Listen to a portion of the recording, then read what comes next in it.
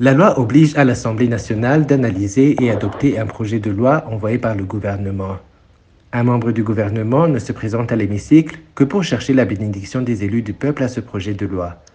Ces propos sont du ministre des Finances, Domitien Dihokubgayo. Il était en train de répondre aux questions des parlementaires ce lundi 23 mai lors d'une séance d'analyse du projet de loi fixant le budget 2022-2023.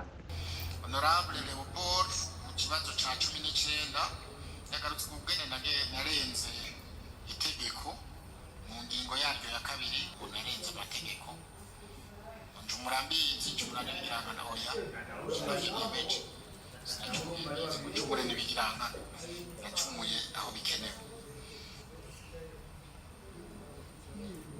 yavuze ko afise amakenga nyene umuntu yokwemeza iyi nteguro mbega none sinzi uwavuze mu nyuma hariya ngo ahubwo tuyisubize inyuma kugira ngo dukurikire umukuru w'igihugu ibyo yavuze aho ho muhava musanga na je n'itegeko rihava ridufatira hamwe twese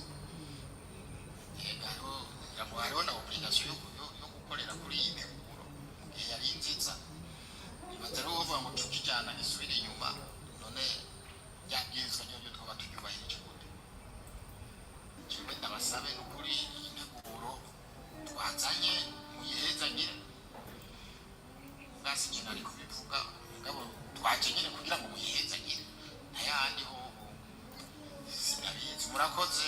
Cette attitude du ministre des Finances montre à suffisance que le pouvoir CNDD-FDD ne croit pas à la démocratie, car la séparation des trois pouvoirs, à savoir l'exécutif, le législatif et le judiciaire, constitue l'un des principes sacro-saints de la démocratie, a réagi Frédéric Bamfoguigno-Villa, président de la plateforme de l'opposition Sephora Arusha et ancien député. En fait, lorsqu'il y a des institutions élues par le peuple, ces institutions doivent répondre au peuple par rapport justement aux besoins, aux moyens consentis par le même peuple. Comment les moyens consentis par les Burundais sont-ils utilisés par l'autorité burundaise? Ça, c'est la grande question qu'il faut poser. Or, à voir ce qui a été dit, je le cite, nous venons ici pour faire passer ce projet de loi. On ne vient pas pour que vous l'étudiez à fond, parce que même s'il y a des questions qui sont posées, on ne peut pas les exprimer à haute voix, parce que ce sont des questions qui nous concernent, qui ne doivent pas être comprises par le citoyen lambda. Cela signifie quoi? Cela signifie que la transparence laisse à désirer absolument. Il n'y a pas de transparence dans ce qui est en train d'être fait. Et cependant, la loi budgétaire, c'est le lien entre justement les promesses faites au peuple et l'exécutant. Et la personne ou l'organisation qui doit veiller à ce que les choses aillent bien, c'est quoi? C'est qui? C'est bel et bien le Parlement. Or, si le Parlement a compris ou a adopté une attitude de se cacher, de se taire, chaque fois qu'un membre du gouvernement dit ceci ou dit cela, cela montre que ce Parlement n'est pas en train de jouer son véritable rôle.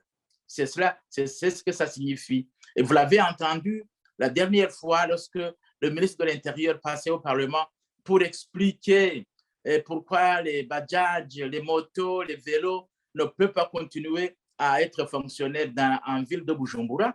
Vous l'avez suivi. Et maintenant, le ministre des Finances est en train d'expliquer qu'il ne faut pas qu'ils aillent dans les détails, qu'il y a des choses qui ne peuvent pas être livrées au public comme cela, que ce sont des éléments qui doivent être partagés au sein d'un groupe restreint qui comprend justement ce qui est en train d'être boutiqué.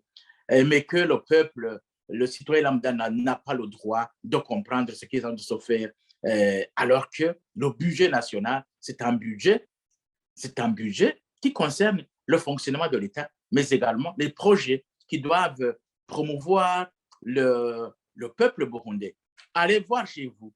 Est-ce que vous allez constater qu'il y a un projet qui a été initié par ce gouvernement pour répondre aux préoccupations de pauvreté qu'éprouve la population aujourd'hui? Je ne crois pas. Vous n'allez pas le constater. Donc, ce qui fait que la question reste de fond.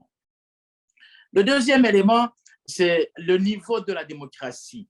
La démocratie dans notre pays n'est pas en train de fonctionner comme cela se devait, parce que la démocratie repose sur l'exécutif comme la première branche, le législatif comme la deuxième branche et le judiciaire comme la troisième branche. Mais constatez ceci, c'est que toutes ces institutions sont désignées par le parti État qui s'appelle le CNDD-FDD. Rappelez-vous de ce qui se passait du moment où nous avions un parti État. Il y avait un président qui était aussi Premier ministre, qui était parlementaire, qui était député, qui était justice, chef de la justice. Donc, ça veut dire que toutes les responsabilités se retrouvaient au sein d'une seule personne. Aujourd'hui, ce n'est pas comme cela en termes de forme. Au niveau de la forme, vous avez toutes les institutions. Mais au niveau du fond, c'est exactement le même fonctionnement. Ça veut dire que ces institutions ne fonctionnent pas comme ils doivent l'être. Non, parce qu'au niveau du fond, c'est le monopartisme. Au niveau de la forme, ce sont des institutions superficielles qui sont là et qui doivent exister pour que l'opinion publique internationale ne dise pas quand même c'est trop. Ce projet de loi a finalement été voté par 88 députés sur un total de 116 députés présents à l'hémicycle de Kigobe. 28 députés, tous membres du parti de l'opposition, Conseil national pour la liberté, CNL, ont rejeté ce projet de loi.